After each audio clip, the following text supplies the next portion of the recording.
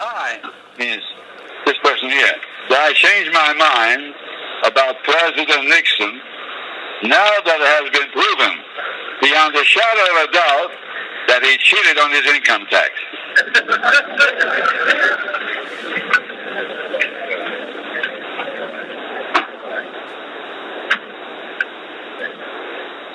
If anybody is a little bit acquainted with the income tax laws, he knows that they have so many nuances of interpretation that if you get a mean judge, he could convict almost anybody of income tax fraud.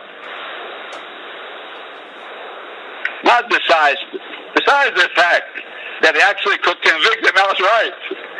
If investigations were made on most people would be behind bars. It's well known. What's an accountant for? Not to give the government its due. Accountant is to see how much he could do to the government out of.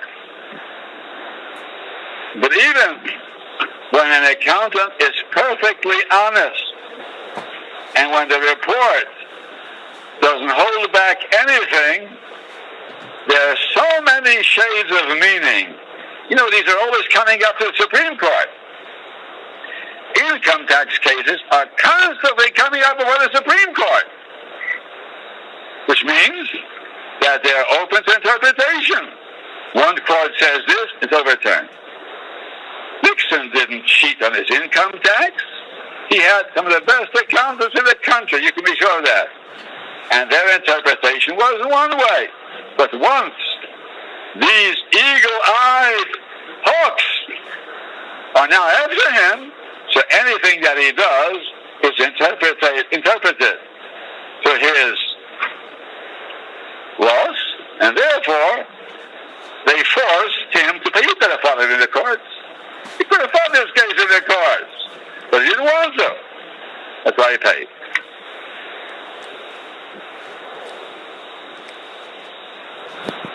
On the subject of the tapes, we have to realize that America is actually running wild. To take tapes of presidents' private conversations and to broadcast them on the radio for everyone to hear means America has hit a new low. Never before has there been such a disgrace.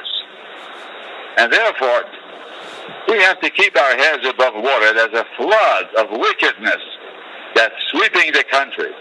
And it's a craze. Not a rational thing. Because the Democrats couldn't win at the ballot box, they're trying to recoup their losses in Congress by impeachment. On this subject, you have to know, I've spoken a number of times, that the public are nothing but the victims of the radio and the newspapers. But if we would be able to judge the situation impartially, you'd see that President Nixon is actually one of the great presidents. He is a victim of persecution. And I think that every Jew should speak up.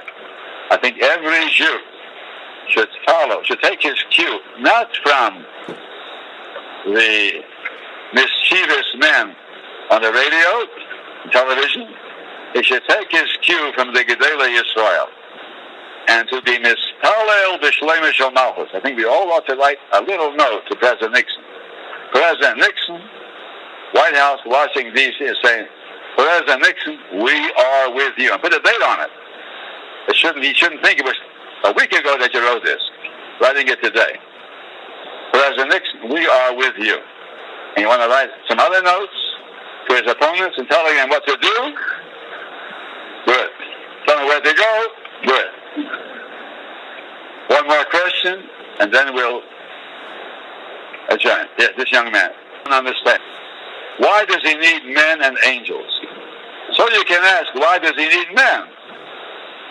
Answer is,